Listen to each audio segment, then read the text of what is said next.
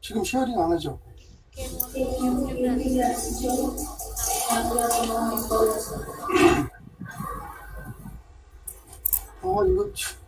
이력서구나.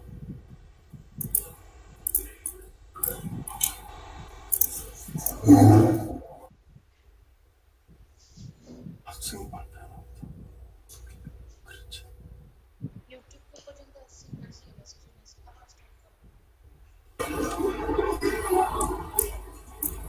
안녕하세요. Hello. Professor Han, Yonsu Han. 안녕하세요. I would like to introduce you first before your presentation.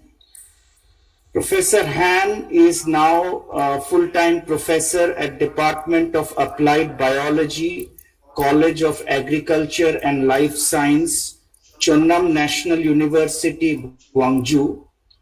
He was postdoc fellow at Colorado State University, Fort Collins, MS and PhD degree in entomology from University of Wisconsin, Madison, USA.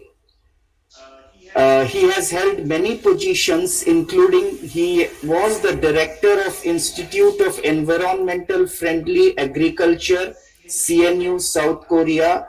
He is the director of Climate Change Vector Surveillance Center, editor-in-chief of Entomology Research. He has got awards of excellence from Ministry of Agriculture, Food and Rural Affairs, as well as KCDC, South Korea. Professor Han has published more than 50 research papers and has 8 patents credited, and presently is the scientific advisor to a company, entrepreneurial company called Envirus Tech, a viral RNA extraction kit company, which is also based in America. So research areas are basically innate immunity, pest control, novel therapeutics in agriculture, and climate smart agriculture. Professor Han, we welcome you from South Korea. It is we are humbled to be hearing your talk. Sir, please go ahead with your talk. Thank you, Dr. Petronite.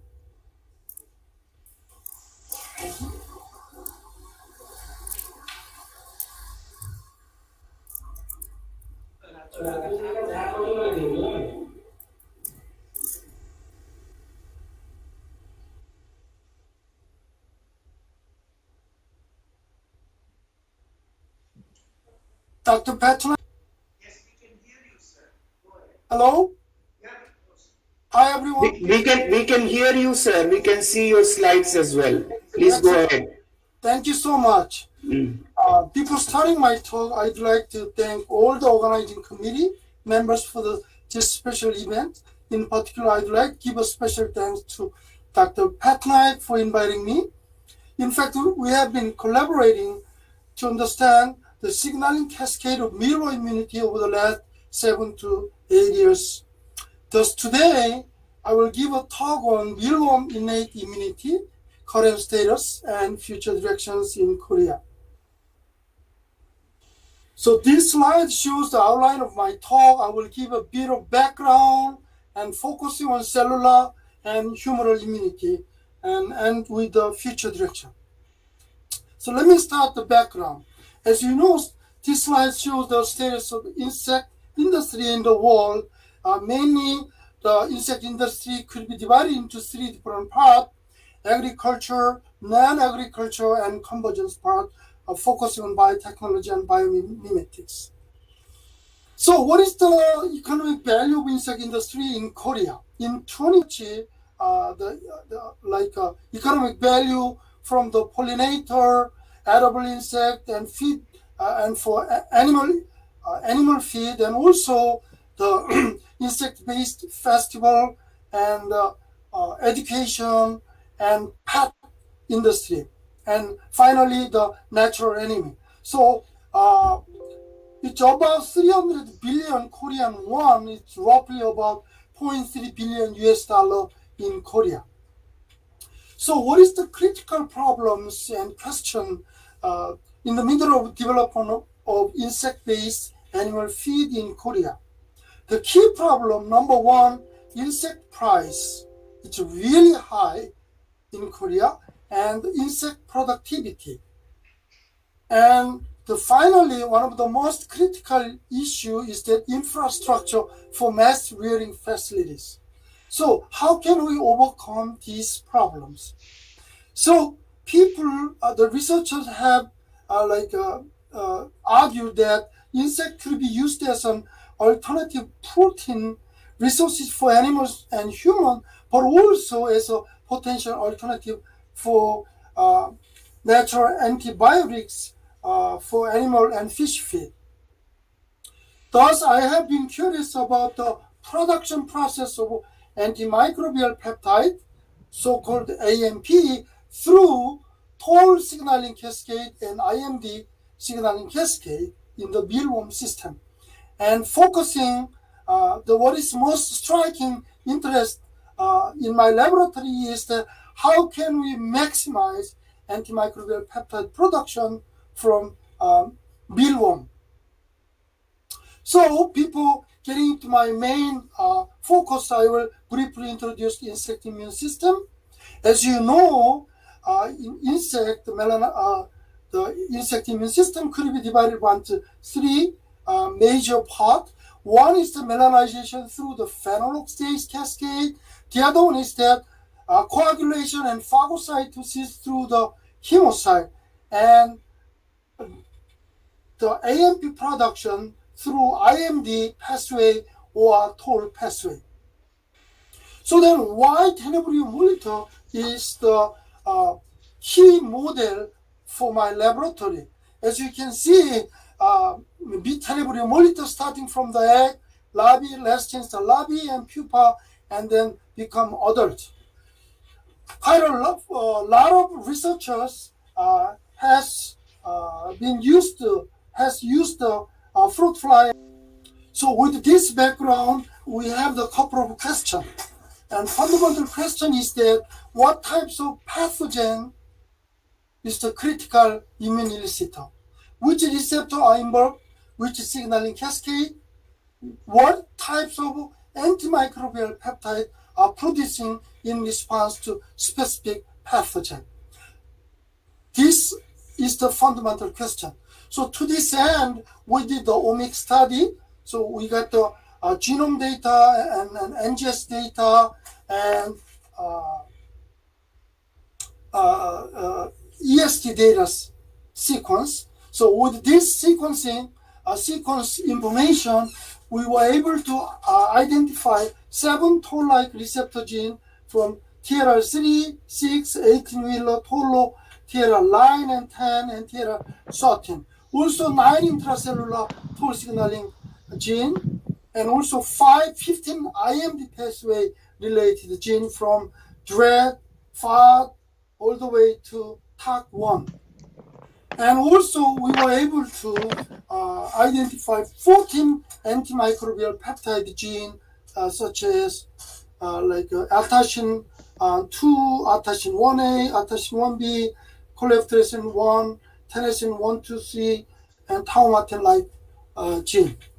And also 13 upstream signaling gene for autophagy, and also 4 autophagy related gene for initiation, also 9 autophagy gene for phago, genes involved in phagophore formation, and also 7 autophagy genes involved in elongation and completion of autophagy. With this sequence data, in silico data, we were able to deduce the immune pathway in tenebrio model. This is the famous toll signaling cascade, all the extracellular event, intracellular from myriate, tubu, pelino, cactin, diff, and dorsal. And this one, the IMD pathway from PGRP-LC and LE, and all the way down to rally ship, and also the autophagy gene. So I will introduce 2 papers on cellular immunity that we have so far published. Okay, this is the first one. This is the autophagy, TM80J gene involved in autophagy in Tenebrio molitor. We have published in Development and Comparative Immunology. As you can see, we developed the antibody against the TM80J. We can detect with the histag antibody, we can detect the recombinant TM80J protein, but with the pre-immune blood, we do not detect any. However, with the TM80J polyclonal antibody, we can detect the ATGA protein from the control and induced recombinant protein. Also, the N indicate the endogenous protein. So we can detect the ATGA1 and 2, which has an activated form of ATGA protein. With this antibody, we did the time post induction pattern. We inject the E. coli. The on is the uninjected control, and 12 hour, 24 hour, and we detect the activation of autophagy in response to E. coli injection only in hemocyte, not fat body. And we got the same data in response to Listeria monocytogenesis. So as you can see, you have the double band indicating that even the beetles model system has the autophagy system. The upper stream genes, ATGA, when we knock down the ATGA, we can see the basically the autophagy activation is gone, whereas as a control EGF control double-stranded RNA, when we injected it, and then we can detect the double band indicating that the ATGA system is fully activated. Under this condition, when we knock down about the 90% knockdown condition, we do not see any ATGA band in the silenced gene silenced larva. Under this condition, we can see the larval mortality goes up. Our next story is the scavenger receptor class C. We call it TMSRC. It plays a pivotal role in antifungal and antibacterial immunity in Tenebrio molitor system. Okay, what we did at the very beginning, we inject the E. coli, we inject the S. aureus, gram-negative bacteria, positive bacteria, no big fluctuation, no big induction. However, when we inject the fungi, Candida albicans, and then we see the quite a lot of induction after 24 hours. So we were really curious. So we inject the beta-1,3 glucan, which is derived from the fungal cell wall component. And then as you can see, when we inject the beta-1,3 glucan, even from 6 hours, it is highly induced. So this data from the whole body, so we were curious about the hemocyte, and then from the whole body, we can detect the 6 hours. However, in the hemocyte, only after 3 hours, the TM scavenger receptor C mRNA was highly induced, indicating that TM-SRC, scavenger receptor C, play a critical role in against the fungi. So we did that. We generate the antibody against the TM-SRC, and then we got the Western blot, we got the Western signaling from the induced one, also endogenous mealworm protein. So we did the confocal analysis. As you can see, the TM-SRC green signal indicate the TM scavenger receptor C, whereas the blue signal indicate the nucleus. As you can see, highly expressed after C-albican injection. Only after 3 hours, you can detect the highly intense green signal from the hemocyte.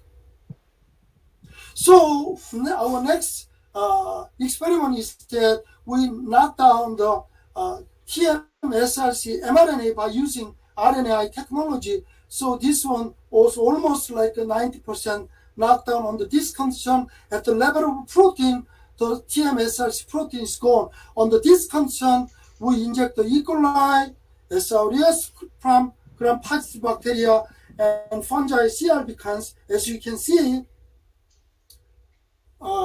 without TMSRC, the survivability is drastically reduced. And also, phagocytosis was reduced in the double-strand RNA, the tenebrio scavenger receptor C injected chemolethal larva. Basically, the phagocytosis level is gone in response to E. coli injection, SRES injection, C. albicans injection, only from the silenced larva. So with this data set, we conclude that in tenebrio model system, TM scavenger receptor C play a critical role in recognizing and potentially play a critical role in phagocytosis. Okay, I will move on to humoral immunity in hemolytic. The first paper is the TM cactin. Cactin plays an important role in gram-negative and positive bacterial infection by regulating expression of 7-AMP gene in T. mollitta. Basically, the cactin is involved in these cactus, involved in the regulating dorsal cactus, this one. Okay, so what's the meaning of cactin? Cactin means cactus interacting protein. Was first identified in yeast-2 hybrid screening as an interacting protein cactus in 2000. So it has been known that play a critical role in embryogenesis, cell cycling, RNA splicing, Wnt signaling cascade, and also toll signaling cascade in human and shrimp. So based on the in silico analysis, cactin has the cactin conserved mid region and the cactus binding C-terminus region. With this background information, we examine the induction pattern in general in response to E. coli, SRES, C. albicans, and Listeria monocytogenesis. About after 9-hour injection, it was highly induced.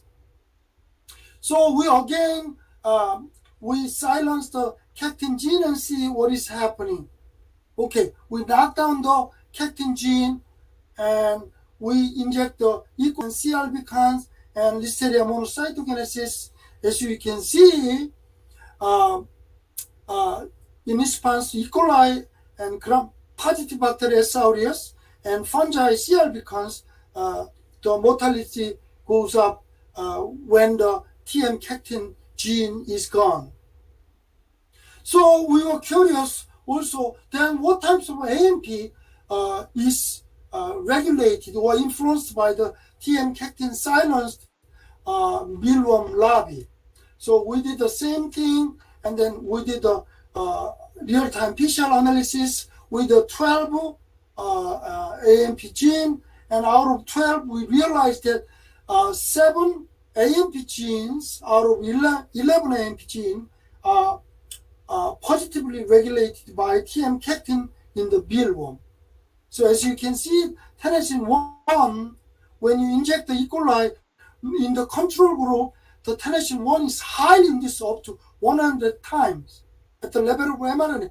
In response to SRES, again highly induced, but when cactin is gone, the tenascin 1 level goes down almost nothing. Okay, with this background information and experimental data set, basically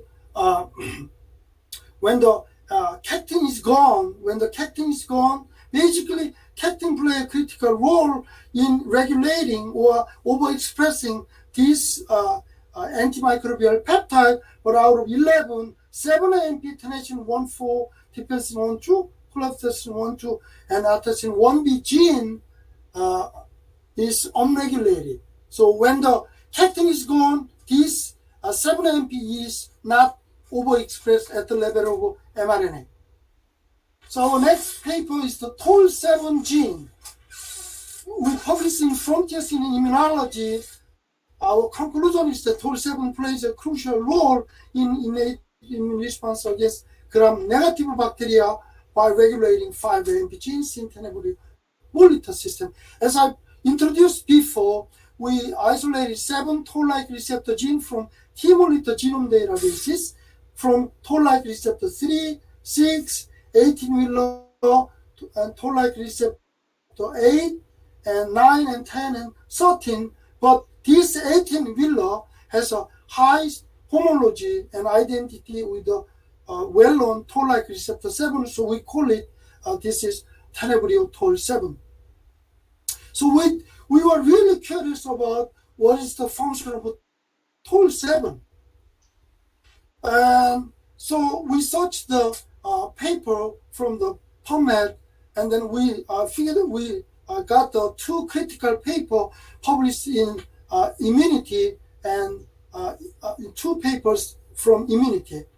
This paper basically saying that toll7 is involved in antiviral autophagy system in both Drosophila and also from flies to mammals. However, the role of toll7 was not characterized in insect in specific response to bacteria. So that's why we were really curious about this study. Okay, as we do before, we inject the E. coli, gram S. aureus, and C. albicans, so gram-negative bacteria, gram-positive bacteria, and fungi nicely induced after 6 hours, okay, and also 9-hour immune response C. albicans, which is fungi. And then now we knock down the toll7 gene and inject the 3 different gram microorganism, negative, positive, and fungi. So as you can see, the toll7 gene is about silence about 70% knockdown. On the this condition, we inject the E. coli, S. aureus, in response to E. coli. The toll7 gene might have a special role against the E. coli, not against the S. aureus and C. albicans. Under this condition, then, toll7 gene is the receptor, so we were really curious about the downstream, the antimicrobial peptide, which AMP is directly influenced by the toll7 gene. So we did the same thing, real-time PCR analysis, and then it turns out that 5 AMP genes are downregulated when from the toll7 gene silenced larva in response to pathogenic injection. So what we did was that we knocked down the toll7 and inject the E. coli, S. aureus, C. albicans. We did the same way, although with the different the AMP. This is the AMP tenecin 1, tenecin dipensin 1, dipensin 2, coleopterin 1, and atacin 2. As you can see, in specific response to E. coli, there's a huge difference. Normally, when we inject the E. coli, the tenecin 1 is highly induced, so about 2,000 fold was induced. In case of dipensin 1 is 6,000 induced, dipensin 2 is 2,500 fold induction. So basically, this data indicate that 5-AMP gene, tenecin 1, dipensin 1, and 2, coleopterin 1, and TM atacin 2 were positively regulated by TM toll7. So without toll7, this 5-AMP is not properly overexpressed. Is not properly overexpressed when mealworm is infected with the microorganism. So what we did was that, okay, we checked all of them at the level of mRNA. People were curious about then, is that real activity So what we did the antimicrobial activity assay against E. coli with the TM27 silenced hemolymph by CFU method, colony forming unit. So if you look at the A, the control group is we inject the PBS buffer, the control group, no microorganism. Under that control, we collect the hemolymph, and then we incubate the E. coli. All the E. coli, they happily grow without any problem. But when you inject the E. coli, you collect the hemolymph after 24 hours, then that specific hemolymph has a lot of antimicrobial peptide. So when you combine the hemolymph containing antimicrobial peptide with the E. coli, they are all dropped there. However, when you inject the vermilion, which is the negative, vermilion gene is involved in the eye pigment toll signaling cascade, we inject the double-stranded RNA as a negative control. They are all dead. However, when you knock down toll-like receptor gene by using RNAi and you inject the E. coli, when the toll7 is gone, almost nothing, almost no AMP is produced when the toll7 is gone. So that's why most of the E. coli happily grown from the TM toll7 gene silence lobby. So based on this data set, TM27 play specifically focusing on this dosal transcription factor, dosal and relish. So first, the TM DORX2 means TM dosal isoform X2. So we call it TM, okay, X2. So let me show what we did. We did basically very simple in response to the E. coli, S. aureus, and specifically in E. coli. Okay, from the fat body, hemocyte, and gut. So we did the silencing again, and then inject the E. coli and S. aureus and fungi, and it turns out that mortality rate was significantly higher in the silenced group with the highest rate observed in the C. albicans infected larvae compared to E. coli and S. aureus challenge group. And then we were really curious about when the dosal 2 is gone, which AMP is really influenced by the dosal 2. So we did everything from the fat body. We got the 11 and 10 and 4 AMP gene are influenced by the dosal 2 in the fat body, whereas in the gut 12, 9, 13. And also in the hemocyte A9 AMP, and the Malpighian tubule, which is the counterpart of the human kidney, and 8 AMP, 5 and 3 AMP. Out of this, this slide shows in the gut, the dosal gene play a critical role in upregulating antimicrobial peptide genes in gut compared to the fat body and hemocyte and Malpighian tubule. So in conclusion, gut is the crucial immune tissue for mediating an innate immune response against all microbe exams so far. My next paper story is that Tenebrio relish. Okay, so let's move on our introduction. Okay, this is the in silico data.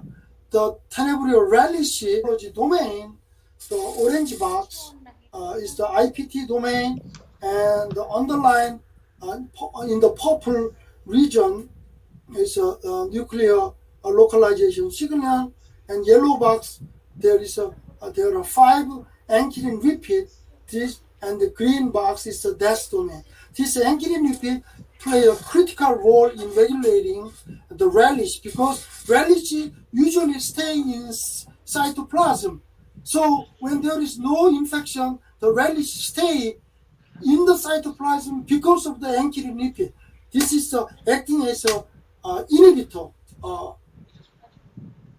But when we inject those, and also we did the time course analysis, we inject the different, we inject the different microorganisms, microRNAs, relish mRNA, some regulating fat body, hemocyte, gut, and microtubule. After E. coli challenge, usually after they are all nicely induced, specifically in fat body, in hemocyte, and then malpighian tubule and gut. So we did the silencing experiment again. Okay, as you can see, about after silencing, after injecting double-strand RNA, we got the 83% knockdown under this condition. We got the one striking data. As you can see, in response to gram-positive bacteria, S. aureus, or fungi C. albicans, no big difference in terms of mortality. However, against E. coli, when we inject the E. coli, in the control group, means when the tenebrio larva with the relish transcription factor, they are all survive. However, when the relish is gone, they are immediately drop dead after 24 hours or after 2 days. So TM relish is essential against E. coli infection in beetles model. And also we were really curious about what types of AMP genes is influenced by the TM relish. We did the same thing in the fat body, 10, 11, 10 AMP are influenced, 11, 11, 2 AMP in the gut, and also 8, 10, 1 AMP is influenced in the hemocyte, and also 4, 7, 1 AMP was also influenced in malpighian tubule. So, in summary, basically TM relish plays a critical role in immune responses in specific response to E. coli, not gram-positive bacteria S. aureus or fungi C. albicans. That is very clear. So this is the future direction of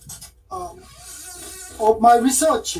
Okay, so roughly we have the data set, we have the pictorial diagram. So what types of unregulated or overexpressed or induced in response to E. coli or S. aureus or fungi. But in terms of like insect industry with the tenebrio molitor mealworm, what we have to do is that normally people in the world, in the European, in USA, even in Korea, in Asian country, they just rear the insect without big challenging. They don't concern about the AMP. Usually they are considering edible insects as an alternative protein resources, not as an alternative natural antibiotics resources. So, in this context, I am really interested in how can we maximize AMP production in specific response to specific immune elicitor. So, if I can figure it out, what would be the best and cheap and very biosafe immune elicitor, then probably we can help the farmers with this concept so that they can rear the insect in a mass rearing facility, but with the highest level of antimicrobial peptide, so that this insect could be used as a alternative natural antibiotic resources for animal feed or fish meal and etc. Thank you for your attention. I'd like to give one more time special thanks to Dr. Patnaik, who has done a tremendous work and for our research, and along with the Dr. Jo Yong-hoon and all the Dr. Zhang and PhD student Mr. Bak and Miriam and also Mohamedi Koju and Tariku Tespaya Edosa and Mr. Be and Kim Bobe. One more time, thank you for your attention. I will take some questions if you have. Thank you so much. Thank you, sir, for your enlightening talk. Actually, the entire research have been a lot of hard work, and we know that. Sir, can you hear me now? Yes. What I would like to. Sir, can you hear me? Yes, no Yeah, problem. what I would like to ask you now is regarding the future prospects, future research in Tenebrio model. One Okay. particular pathway which was not studied, or rather studied to a very little extent, is the JAK-STAT pathway. So That's where we true. are in that regard, in the case of JAK-STAT pathway? Okay. Frankly speaking, I've been focusing on the AMP production. So we haven't,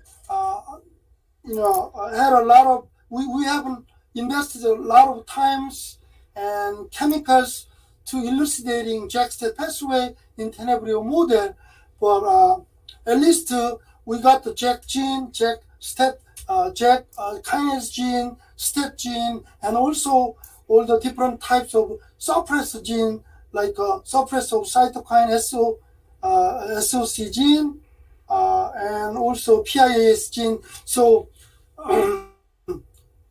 I guess sooner or later we might have to get into that business. But frankly, my heart is really into this AMP production. That could be the reason that we haven't paid a lot of attention to the JAK-STAT pathway. Thank you for your question. So one more question, just very general question regarding crop improvement or crop management and insect control.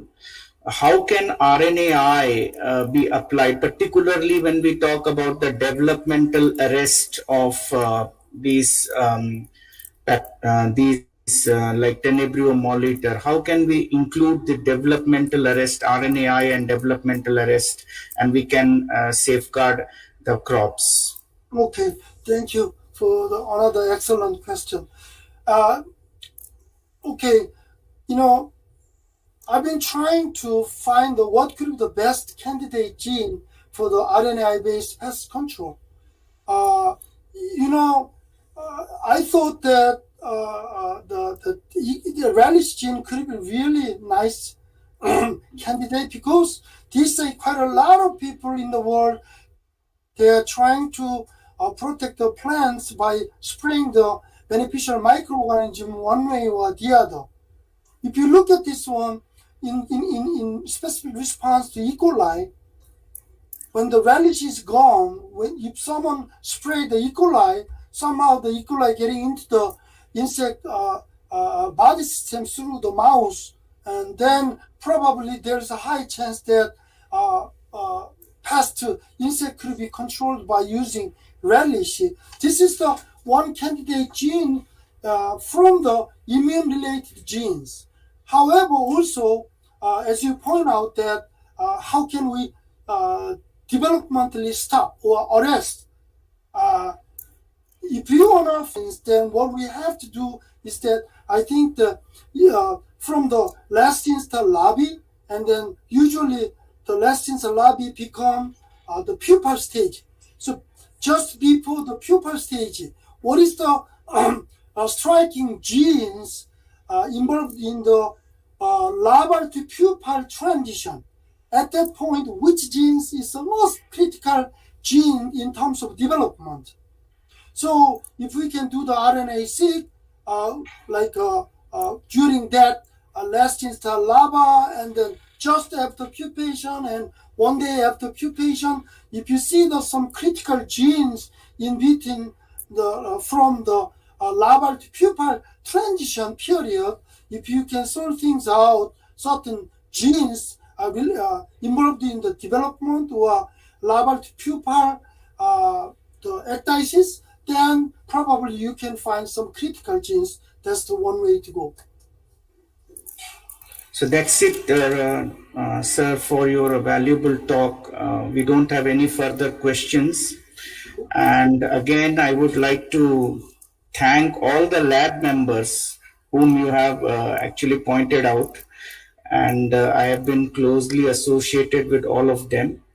And Professor Y.S. Lee, of course, his health condition is not good, but it will improve. So tell my hi to Professor Lee as well. Thank you very much, sir, and for your presentation. Thank you. Thank you. Thank you so much, Dr. Patrai. Thank you.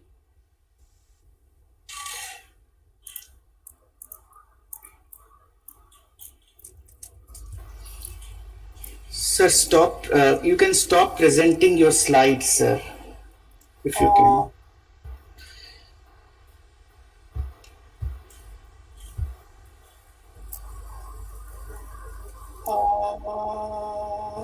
Can I go out? Yeah, please go out, sir. Yeah, thank you very much.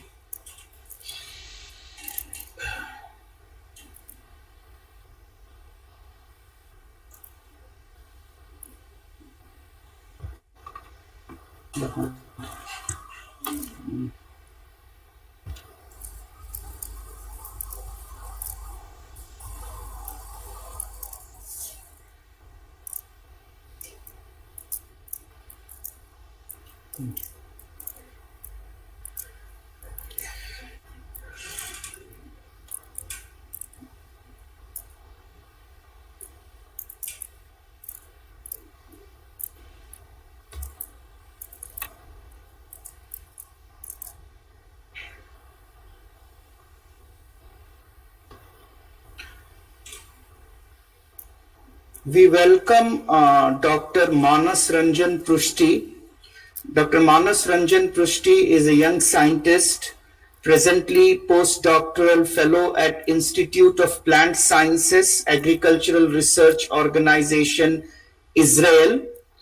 He has a PhD degree in molecular biology and biotechnology from University of Philippines and International Rice Research Institute Philippines, maybe a collaborative work there. He has worked on the wild rice species with high potential resistance of exotic novel genes for improving salt tolerance using classical genetics, molecular genetics, and genomics approaches. He is currently implementing the genome editing tool for high resolution mapping of the causal gene from wild barley.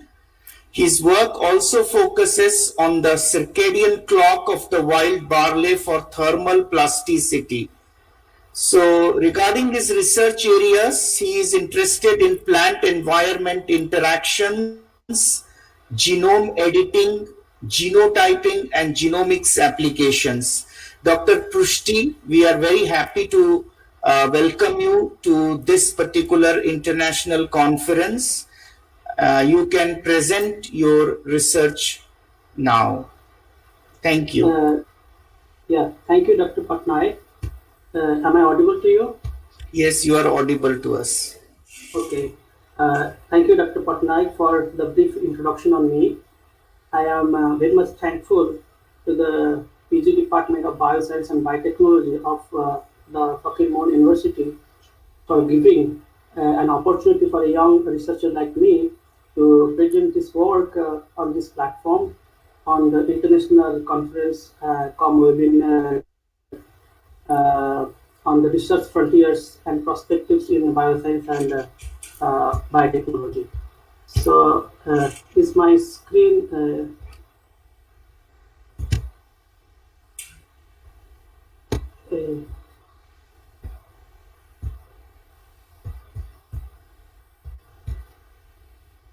may I know is my presentation is visible to all of you?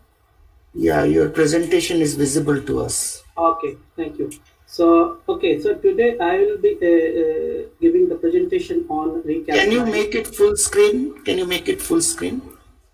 Yeah, I made it full screen already. Uh, No, but I made it all. It will take some time. Okay, I'm doing uh, now. Is it-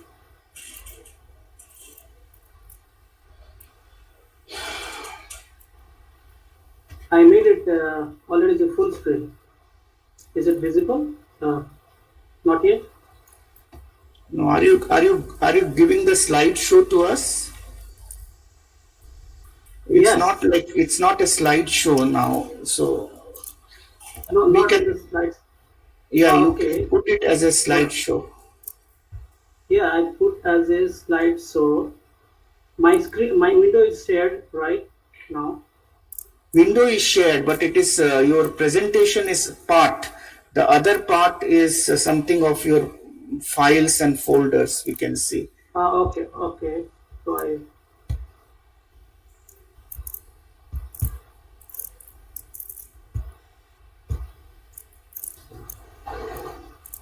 is it okay now? Or still it's No, no. I think your screen has gone. You can again share it. okay. Does it now? There we go.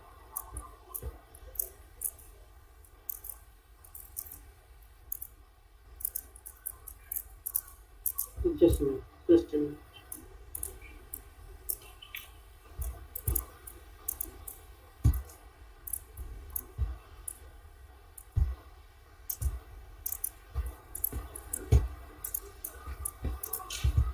Yeah, it's okay. Yes. Now we are getting the full Okay, screen. Yes. Thank you. okay. Thank you, Dr. Patnaik, again for the patience. Okay, so today I'm going to present the topic on recast 9, which is recombining the wild species information by mitotic gene editing in barley. So, before I enter to the topic, I believe that most of the many of the participants here are doing, I mean, master's degree students also. So, to jump into my before I jump into my topic, I would like to give a brief introduction, very brief introduction, and then we'll jump so that everybody get some idea about my presentation. So basically, this is where I'm going to speak about the problems that we face in breeding. I mean, fine mapping of the QTL and to reach at the candidate being the site. So uh, again, so in my outline, my major topics will be crop wild relative standards usefulness, quantitative trait loci identification in the breeding population and in the diversity panel, and what is the need of recombination and how the resolution matter in reaching to the causal allele, and then DNA double strand break and repair mechanism, and what are the efforts that have been already taken to manipulate the crossover frequency in the model plant crops and in a genomic level and in targeted manner, which is called the controlled recombination or precise gene identification. And then some advancement in the CRISPR-Cas9 system, both by agrobacterium mediated and by ribonucleoprotein complexes for genome editing. And then my work that I do here, how we our strategy to recombine the wild introgression from barley by mitotic recombination. And then at the least I'll also explain the application of the physical property tissue, how it help us in determining the homologous homology related repair. So this is one of the slides from my previous lab when I was working as a PhD scholar in International Research Institute with Dr. K. Jaina in Nobel Gene Laboratory, and this is the picture from that lab. So this is about the rice, the wild or as a species, and the useful traits. As you can see, these are all rice variety, but they belong to the wild species. They don't look like our cultivated rice variety, which gives us much yield. They're off type phenotype. They're agronomically inferior, but the fact is that they have a high reservoir of many tolerant gene for biotic and abiotic stress. So during my work in his laboratory, Dr. Janus' laboratory, I got an opportunity to work with one of the halophytes, which is called Oryza cortata. So generally, in the wild Oryza species has been,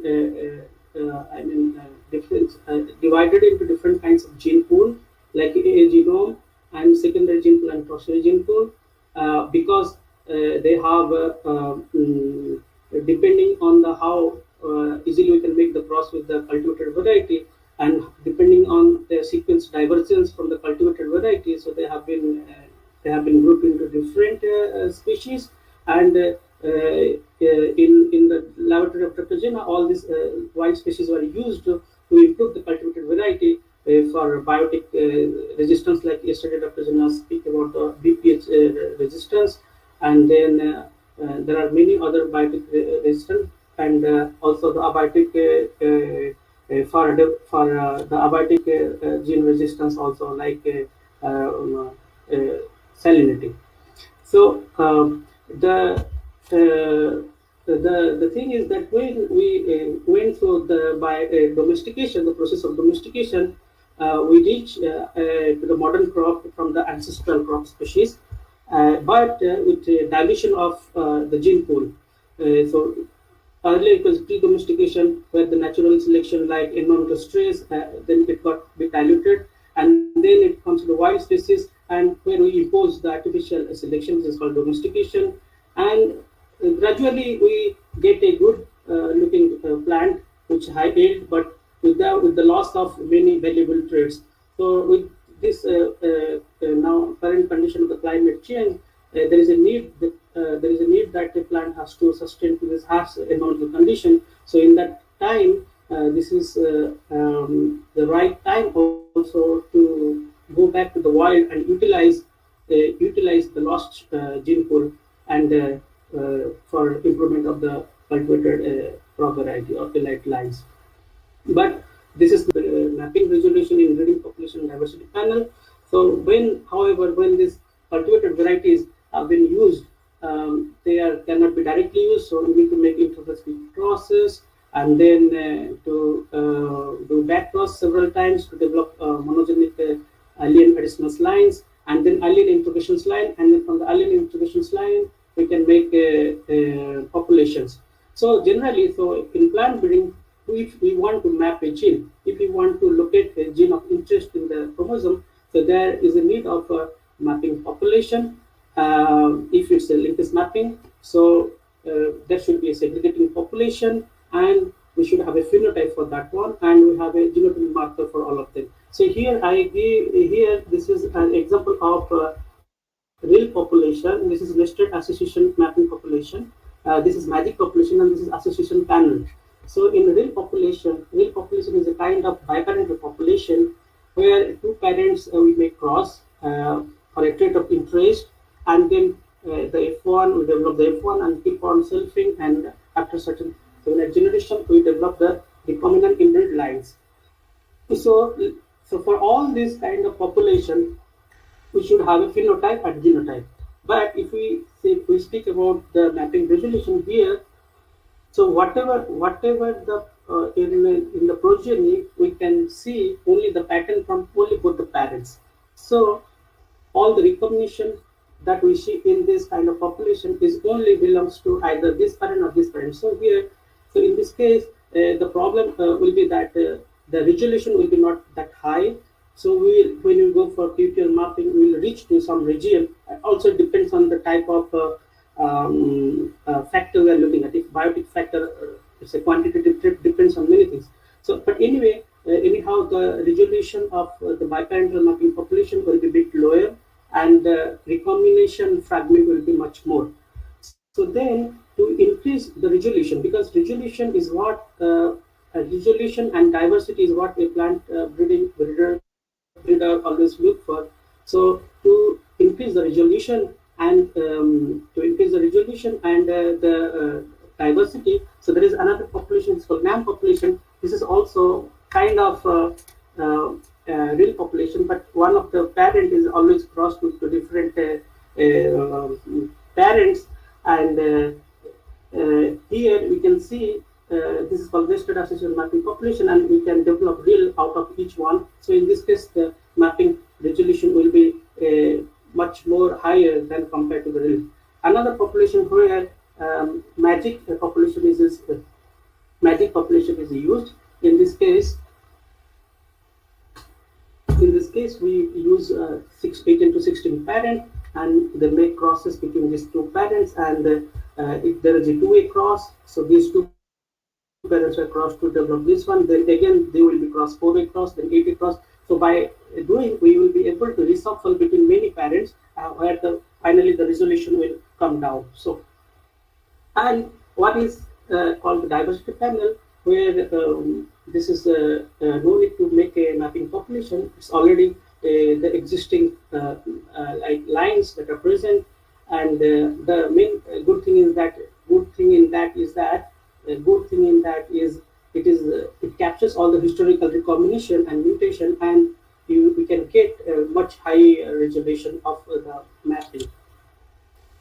So, if we talk about this mapping and breeding population, so different kinds of these populations are available. It depends on the need, what the trait we're looking for, and in what depth, and depending on that, we use this kind of population.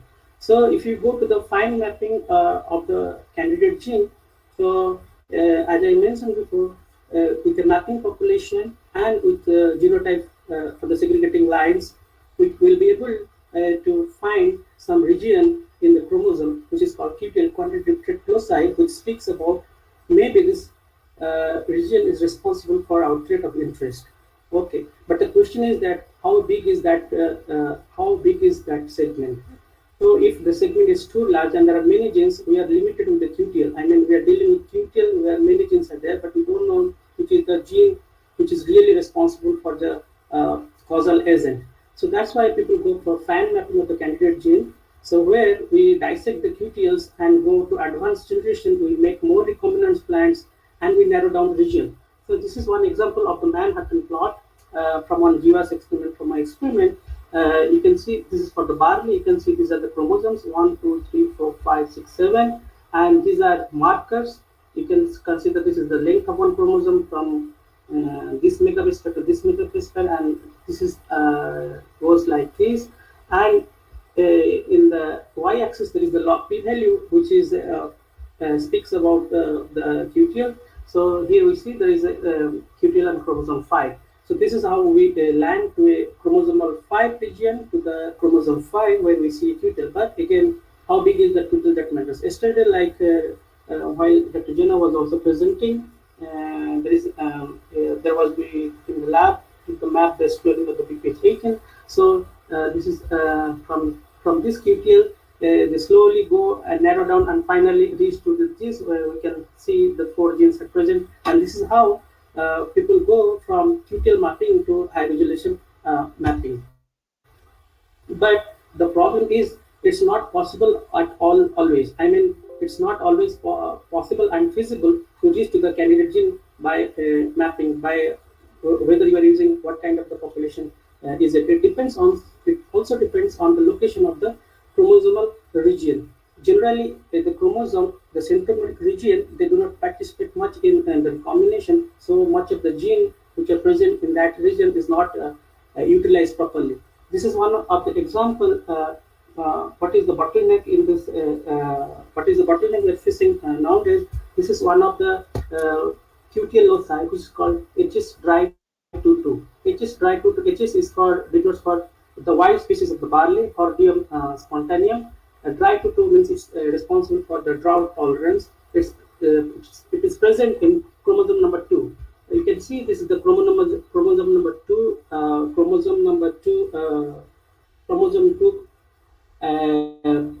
genotypic pattern, where you can see this is HS allele. This red line shows the introgression from the wild species. You can see how we make a cross with wild species, how big is the introgations. But we don't need all the introgation, because we need our only gene of interest, because with this all introgation there will be our desired allele, and with also some undesired factors which we don't want in our population. But where this line has been used to detect the QTL, the QTL was delimited to this region in the chromosome 2. So this is the chromosome 2 of HS tri2, and this is a QTL. Because of the effect of this QTL, the wild allele give high grade number even in drought condition. So, but if you go to the genetic map and the physical map of this HS tri2, we see the genetic map of the tri2 is 5.5 centimorgan, and when you come to the back to the physical map, we see it's a 400 million base pair. So, if we want to find map this region, so first of all, this region is present near the centromic region, or near to the close to the pericentromic region, and so it's difficult to recombine. And if you want to recombine and just make a calculation average, so if we want to generate a recombination in every 100 kilo base pair, for the time mapping, it will require at least 4,000 hectoplants. If we assume the recombination landscape is uniform, which is of course is not. So that means to reach to the candidate gene, we need to get 4,000 plants. So it will cost labor and time, and it will be also some. I don't know. It will finally can reach there. So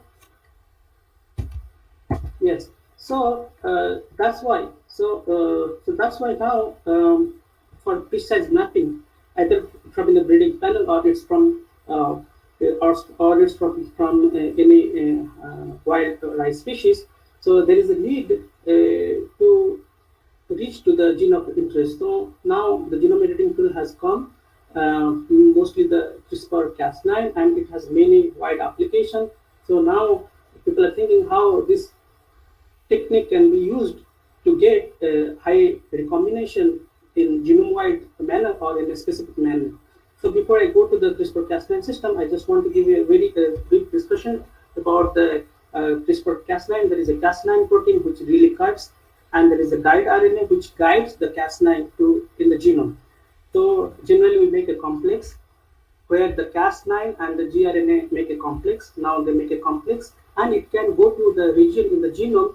There should be a signature that is called PAM site, which is called NGG. So here we can see the NGG. So any sequence which is present before NGG in 20 nucleotides, it will be our guide RNA. But the guide RNA is very specific. When you design the guide RNA, you must take into consideration that it's single hit in the genome. It will not bind to any other chromosome, only to the region where you are interested in. So if you design a good guide RNA, it works well. So the guide RNA along with this Cas9 go to the genomic region and make a double strand break on both strands. After the double strand formation, double strand cleavage is done. So the shell has two machinery for the repair. So one is called non-homologous end joining, and the second one is called the homology directed repair. So, but the non-homologous end joining is more frequent in the genome.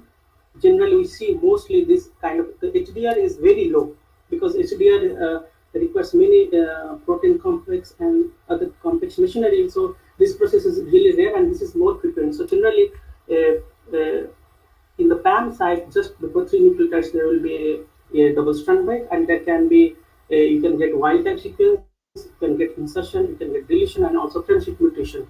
And if there will be homology directed repair, we can get a switching of the homologous chromosome as a repair mechanism. So now scientists are trying how to manipulate the crossover. Manipulation of CO means the crossover frequency, because the crossover is a non-uniform along the total chromosome, because it's more in the telomeric end, in both the telomere, but in the centromic end, the recombination is less.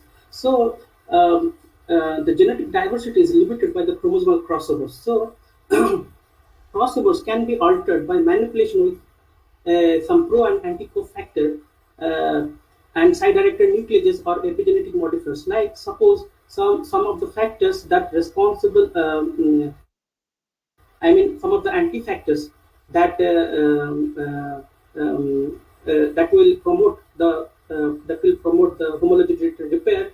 So we can knock it down. So to if you see in this diagram, so if there is a there can be two things. One is genome wide crossover and site specific crossover. So if this is a locus and where we make a double strand break, so there are certain genes they are found in Arabidopsis and also in other cross species like REQ, REQ4 and FANCM and FIGL1. Those genes are responsible for inhibiting the homology directed repair. So if you want a not homology directed repair, for the crossover. So if we can somehow knock down this gene, and maybe this will increase the rate of crossover in the whole genome. Similarly, there is some genes like H3K9Me2 which methylates near the centromere region, and it can demethylate that region. So we can also get crossover in that region. So if we say few genes now, the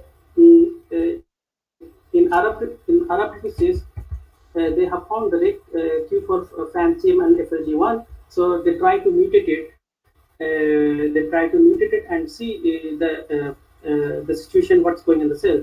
So when they disrupt these anti-cofactors genes like Q4, FANCM, and FIGL1 protein, they found there is an increase in the crossover. So this is an example, genome-wide increase in the crossover to 2 to 3 fold in the plants. So this is Arabidopsis plants, and you can see this is the chromosome 1 to 5. You can see this is the Y-type chromosome, and this is after deactivating this FANCM gene. And similarly, this is the Arabidopsis plant with the REQ4 and FANCM, and the combination they give these three genes in a combination manner to see if it's really increasing. But it's so that it's really increasing the rate of recombination in a genome-wide manner. In all of the plant, this is Arabidopsis, and this is rice, this is peas, Pisum sativum, and this is tomato. In all of the plant, we can see here the average chromosomal size increased. I mean, average chromosomal size means it's the centimorgan length. With more the recombination, the map will be larger. So in all the cases we see, yes, there is, yes, because of this deactivation of this anti-CO factors gene, there is really an increase in the genetic crossover across these different crop species and moderate species like Arabidopsis. And also, this is they have shown in one of the crop species that is called rice. This is all chromosome 1, because rice has 12 chromosome 1 to 12, and with different color they show the effect of different gene. You can see in all the chromosomes where the red color shows the centromere, you cannot see in the centromere region there is much recombination. So in almost all cases, the recombinations are silent in those regions. But compared to the Y type, with the effect of all things, there is an increase in the crossovers. So, but the question is, this is good news that there is a crossover. We can increase by deactivating those genes.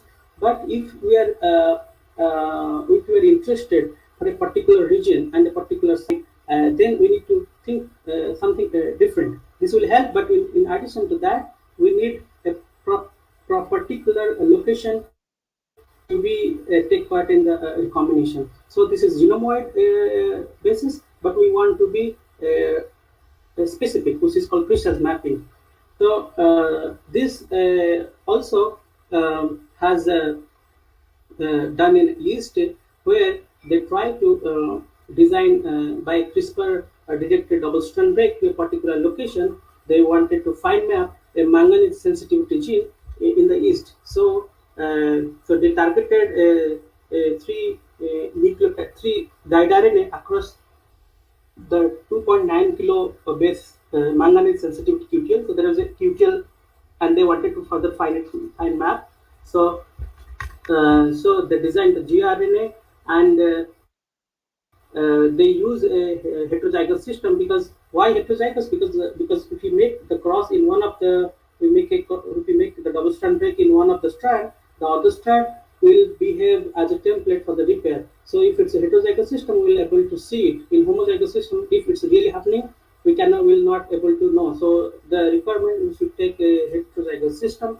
So there is a break, and after the mitosis, yeah, this is one more thing I forgot to tell, that the earlier to increase, I was talking about to increase the crossover across the genome. This is all about the mutic recombination, and mutic recombination is more stringent than mitosis. Mitotic recombination compared to the meiosis is more easy.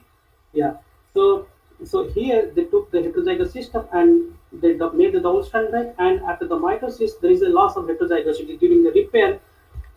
So there is a loss of heterozygosity. So there is a series of loss of heterozygosity of the lines, and from there we can know where which because of the which part which is responsible for the manganese sensitivity. This the work has been done in the East, and it gives a hope that it is although East is not like the plant, it gives a hope that if double strand break and in a site specific manner can increase the efficiency of recombining a particular region. So this is a hope for the plants, particularly for the plant species. So again, but the in plant species in tomato also this kind of work is also done in 2017, where they try to recombine the homologous chromosome for precise breeding in tomato. So what they in this assay they develop a tomato fruit color assay.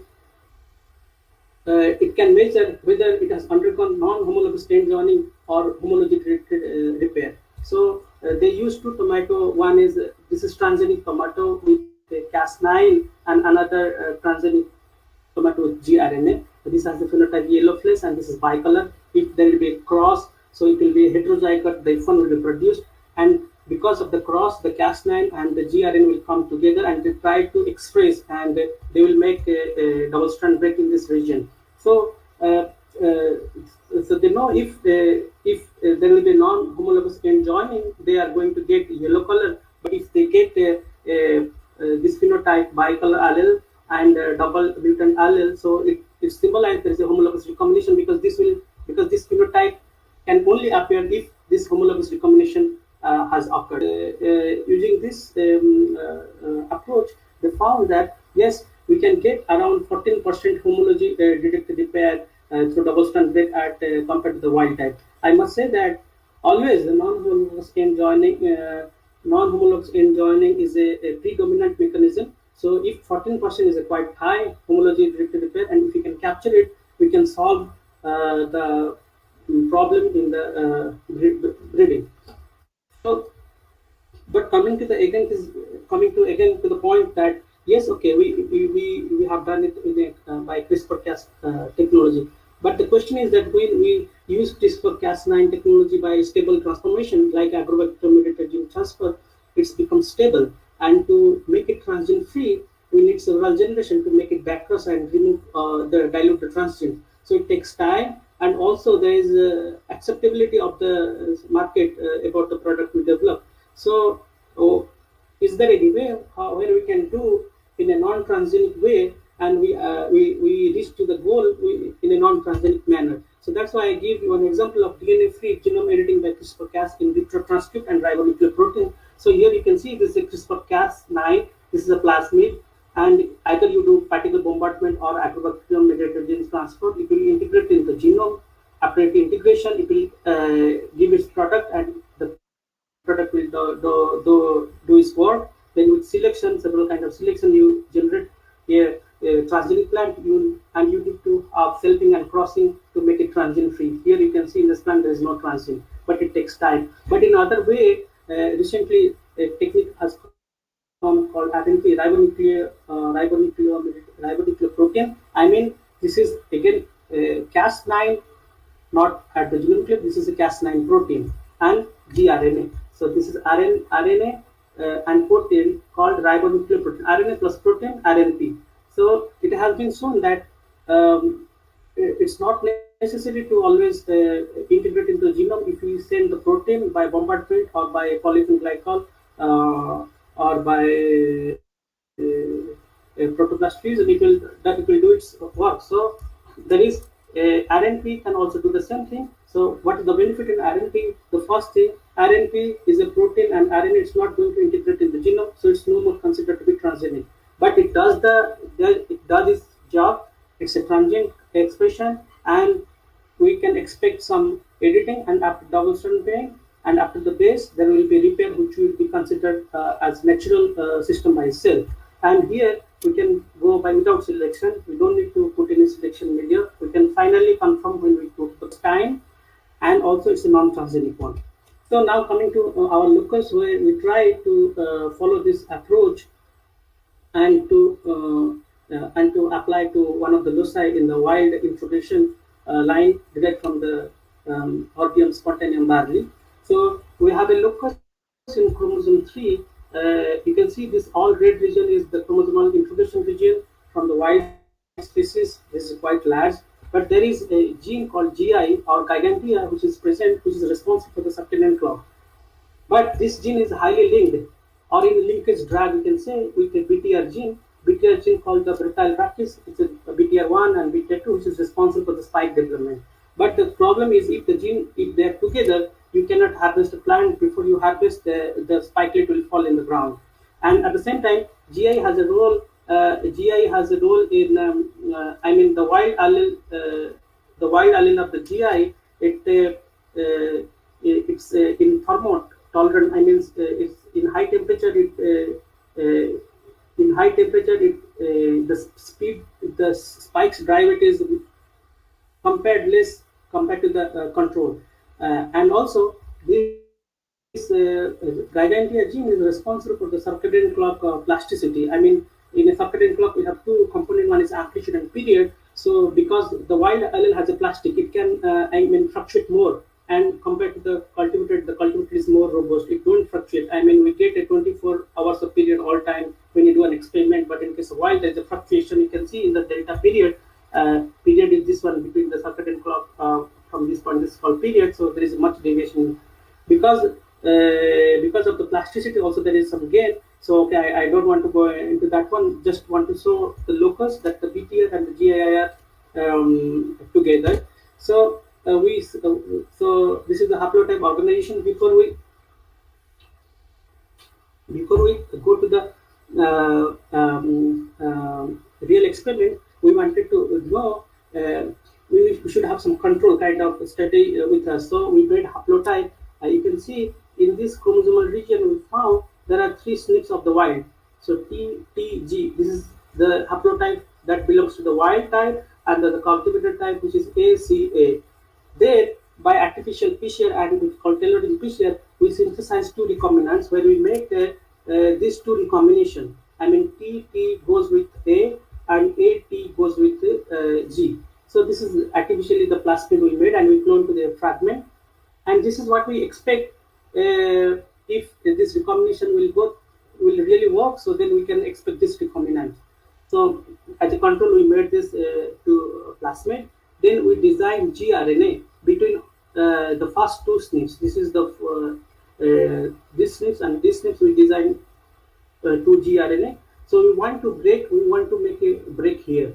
So if we make a break here, if it's really homology directed repair, so then there will be loss of heterozygosity, and the other homologous chromosome will act as a template for this repair. Then these 2 SNPs will flip. They will be from the cis configuration, they will become the trans configuration. So that's why we made this control condition. We made an in vitro assay. So with this, we designed the gRNA by filtering out, it's hitting to sync in the genome one time, and then we brought the Cas9 protein. Cas9 protein gRNA, we made the RNP protein complex, and to this plasmid we provided this Cas9 plus gRNA. This is in vitro assay, and we see okay the gRNA act nicely, and it caught at the 2 week. So although this is an in vitro assay, because in vitro and in vivo are 2 different things. Something happens in vitro and doesn't appear in vivo. So anyway, this is our in vitro assay. Then we try to do to the callus. So we wanted to again combine this gRNA to Cas9 protein, make Cas9 RNA particles. Then we selected heterozygous calli and we bombarded that one. How we can get heterozygous with the wild barley from the callus to the plant is a bit challenging. We are at in some success, but not the fully fledged manner. We cannot make it. So now we are checking everything on the callus level. So after this bombardment, we apply this. We do Tachman assay to separate the heterozygous calluses only, and those heterozygous calluses we either do NGS analysis in a targeted manner, and also we do droplet digital PCR to know if some recombination is happening.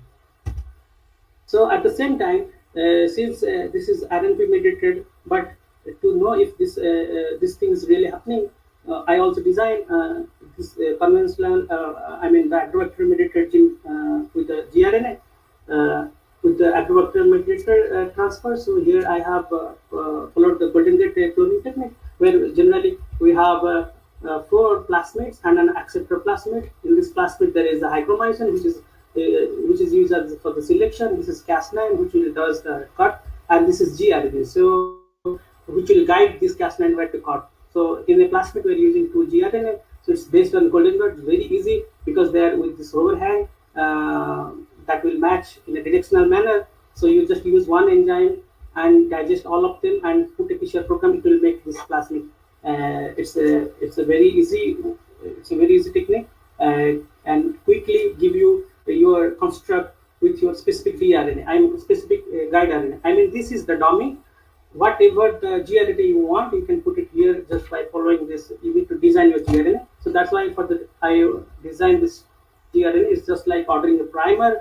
Then you make complement each other. You make annealing to them, and then there is 2 plasmid where you can insert this fragment into here and this fragment into the gRNA. And then finally, this plasmid will combine to another plasmid and give you the binary construct. So yes, so we use both of the techniques, RNP techniques and RNP mediated gene transfer and this agrobacterium mediated gene transfer also, and we bombarded to the callus. So in the callus, initially we rely on the NGS technique to see if we get a homology directed repair, but we had lots of problem at the beginning because we are handling the callus as a pool. I mean where we didn't give efforts on genotyping. I mean separating the heterozygous callus from the homozygous callus. So we thought, okay, if it's happening in the heterozygous, it will be appearing in the heterozygous. But when you compare the control, when you see the results, we are very happy to see. Okay, in the treatment we see many recombination, but when you see the control, also in the control we see recombination. So later we came to know this recombination is not true. This recombination has been done during the PCR, during the PCR template switching. So that is also technique where we get some kind of percentage of recombination. So later we improvise ourselves.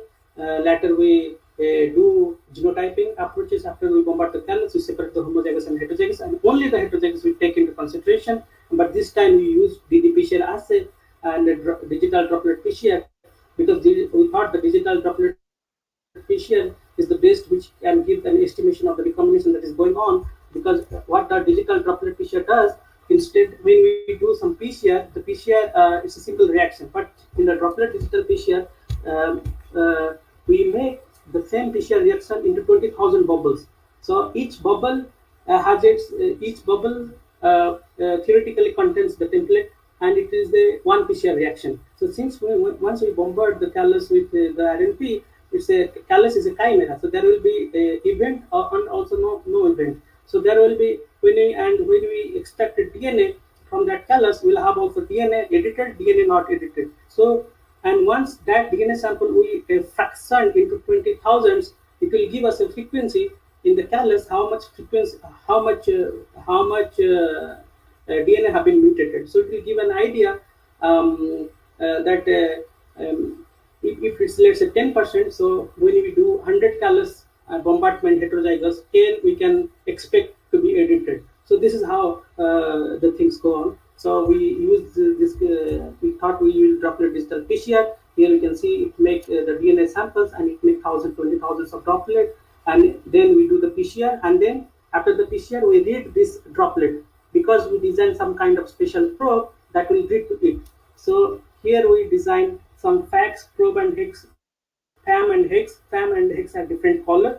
So to one of the SNP we give to one of the SNP we give FAM, and to other SNP we give hex. But since it's the heterozygous system, there will be also cultivated allele here. So we suppress those allele by designing a dark probe for the cultivated allele. So the wild allele we give one of the allele as FAM, the next allele as the hex. So if after the DNA double stranding and repair, if there will be really a homologous recombination, then we will expect dark and dark hex, and FAM hex and FAM dark. So this kind of combination will get. I mean, the one I was talking about before, from the cis position. I mean, if they're in cis position, they give two kinds of color, but when you go to trans, you get a different. So if you put in the software, it will give you a quadrant where you get the trans configuration. And then we did it several times. Third times we did, because we are not actually if this result is true or not. But so when we try with the RNP, where we have the ribonucleoprotein, one with the Cas9 with no gRNA and cold particles, and we did allele discrimination plot by Tachman assay to separate the homozygous versus heterozygous, and we see with RNP Cas9 RNP there is a 4% of recombination compared to the negative controls. So this is this results is repeated 3 times during the first bombardment. Although we have many replications during each bombardment, I'm telling the number of times we try to see if this is really happening. And the second time also we see 4.7 to 4.6% of the recombination is really happening in the locus which we targeted to break it. But this percentage is again low. But we have still the samples to check in the where I do the stable transformation. Maybe there we can get more percentage that I need still to check the what percentage is going on there. But the good thing is that if this is true, because we still need to generate the transgenic plant out of that one. And if this is really happening and this is transgene free, then it will really help to do a precise mapping on a targeted on a targeted locus. So this is what the summary. The aim of the study was to allow for high resolution genetic mapping and to break the linkage drive by increasing the homologous directed repair in mitotic cell and following the Cas9 mediated double-strand rate. To our knowledge, this is the first report of the transgene-free RNP-mediated recombination. There is RNP-mediated editing, but RNP-mediated recombination, this is the first results. But we are struggling, and we are trying to improve our regeneration protocol where we can show, okay, this is happening in the callus and this is also happening in the plant.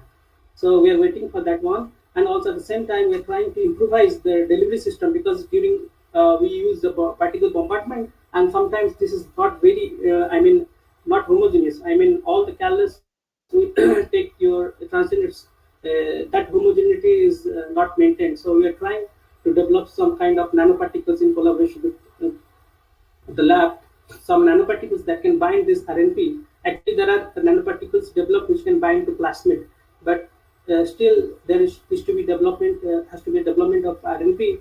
Nanoparticles that can bind to RNP and can smoothly transport to the cell and make the double strand break with the Cas9. So, lastly, SDR process is less frequent in somatic cells than the non-homologous end joining. Therefore, it is requiring a procedure that allow increasing the SDR over the non-homologous end joining pathway. So for that also some kind of engineering where you can attach to Cas9 some other protein that will help in homology repair. This is possible because now people are activating and overexpressing some of the gene. They take the help of Cas9 because Cas9 go to particular location. Cas9 with the guide RNA go to a specific location in the genome. So they deactivate the Cas9 and attach some kind of protein. So I mean the protein is bind to Cas9, which is deactivated, but with the guide directly. So it will be targeted to that region. So this is also in the development for increasing the efficiency of the homology repair. Thank you. So this is the end of my presentation. Here I wanted to show our barley plant. Here you can see our barley plants. I mean wild barley growing in the desert. This is our lab members. This is in the seedling stage. Now it's in the reproductive stage. This is amazing experience. For the first time I am growing, although I grow plants in hydroponics before. For the first time here I got an opportunity to grow the plants in desert where I never see anything like a vegetation is possible here. But thanks to the technology, science and technology, yeah, it's possible and it's going good. Okay, with these few words, I want to my presentation here. I'll be happy if I'll be able to answer some of the questions. Thank you.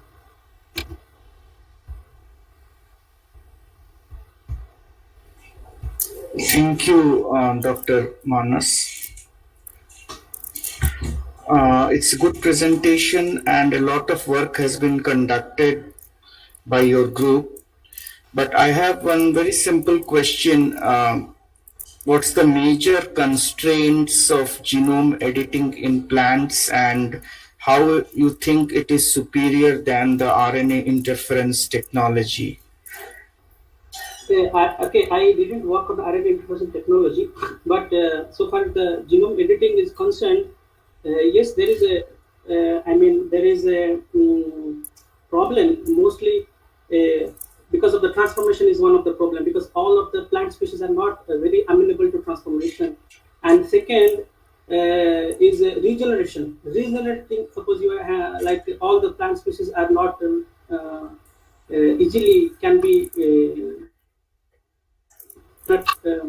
regenerate to a plant level to get the recombination.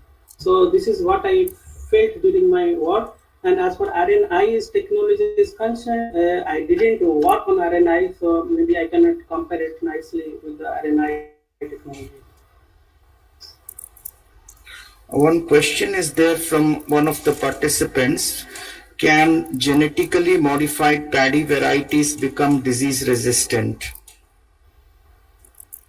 No, if it's made for the disease resistant for that particular thing, if you want to make it disease resistance by knocking out some gene or overexpressing some of gene, then it will be for sure.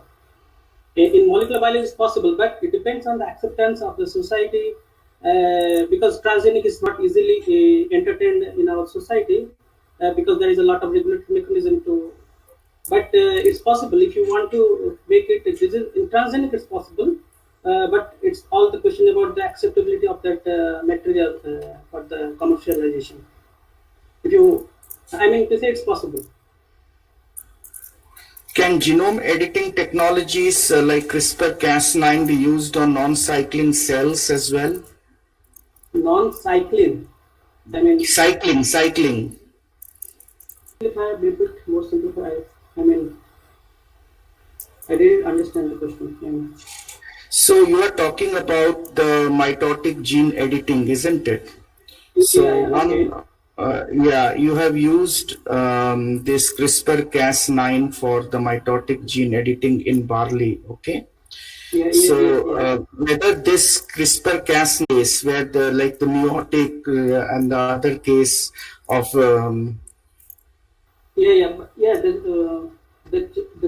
okay. So targeting a mitotic cell is easy. And the percentage of recombination we expect will be more. So we can get recombinant even without the. But this is possible. Like I showed in tomato, they did it in meiotic level, not in no, they did in mitosis. Yeah, in meiotic level, since the meiotic recombination is more complex, it's a see how it's happening. It's we cannot tell it without. There is a less hope, but let's we have to see the results. Then we can say something. With how much percentage it will be occurring there. Okay, thank you, Dr. Manas. Thank you for your presentation. We value your presentation at this international conference. Thank you. Yeah, thank you, Dr. Patnaik. Thank you very much. Thank Thank you you. for giving me an opportunity here. Yeah, I'm very glad. Thank you.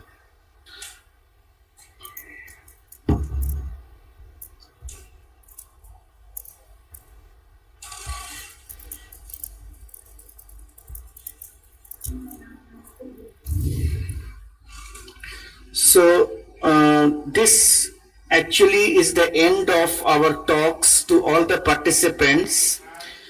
We had a immersive session yesterday with 4 talks, and today as well we had around 5 talks. And of course, all of you would have enjoyed the talks, something which you have taken home and something which you have to really work on. But the main idea of this international conference come webinar is to be together, the researchers, the scientists, the academicians, the students, and discuss research which actually was difficult and is still difficult during this pandemic. So now I would like to call upon Dr. Elsa Pandit, who is the Associate Professor in in Biotechnology, to propose the vote of thanks and summarize the sessions.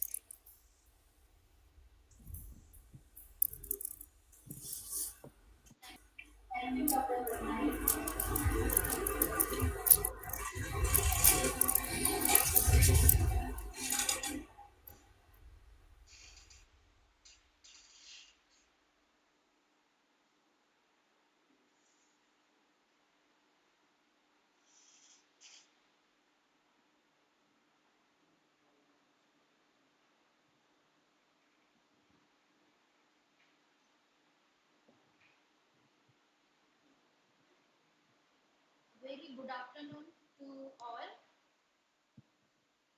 We have come to the end of the conference. What a brainstorming and successful conference this was. So this is the last part. So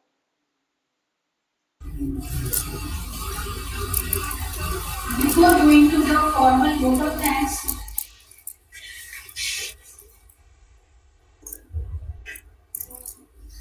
so I would just like to summarize the entire process, what we had yesterday. This international conference on research frontiers and prospects in biosciences and biotechnology, held on 28th and 29th July 2020, organized by Department of Biosciences and Biotechnology, Fakir Mohan University. So on 28th, first we had an inaugural session. The welcome address was given by Dr. Bhaskar Behra, head of the PG Department of Biosciences and Biotechnology. And next, there was a welcome address by Professor Madhumita Das, Honorable Vice Chancellor, FM University, followed by the address by Sachidananda Dehuri, the Chairman, Postgraduate Council, FM University, and following the address by Dr. Professor Vishnu Prasad Das. Next, the technical session, during the technical stage session, started with the talk of Dr. Basant Kumar Das, Director, CIFRI, Barakpur, West Bengal, on the topic microplastic pollution and emerging threat in inland water ecosystem health. And there was a huge participation through YouTube broadcasting. I would like to highlight around 1.5 thousand views were there for this session by live participants. Next, next talk was on the topic COVID-19 and wildlife conflict by Dr. Akbar John, Associate Professor, Institute of Oceanography and Maritime Studies, Malaysia.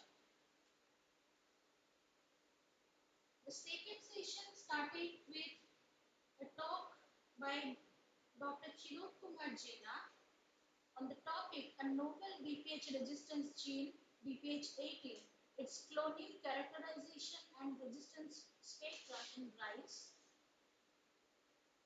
Then one young scientist presentation was there in the end of the day by Dr. Ashok Kumar Maulik, who is a postdoctoral fellow at Center for Ecological Sciences at Indian Institute of Science, Bangalore.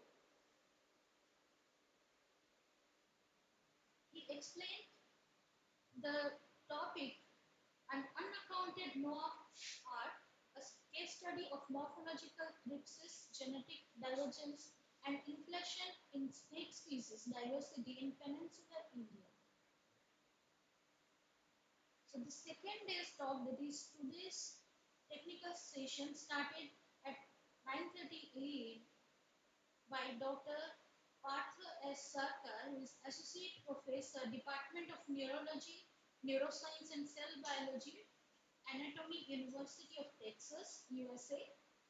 His talk was on mechanism of neurodegeneration in Huntington's disease.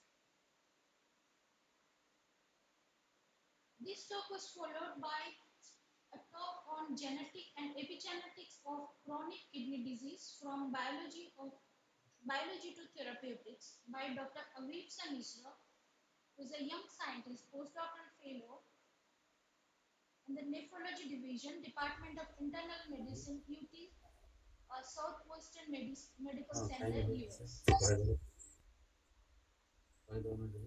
Next, there was a talk by Dr. Anil Chatterjee, who could not deliver the talk. On behalf of him, Professor Vishnu Prasad Das, who is a collaborator of Dr. Chatterjee, presented a talk on biotechnological potential of ocean fats.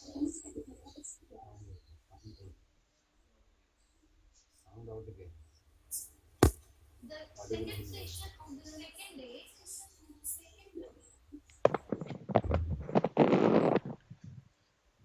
by Professor Yong-Shu Han from Department of Applied Biology, Konam National University, South Korea.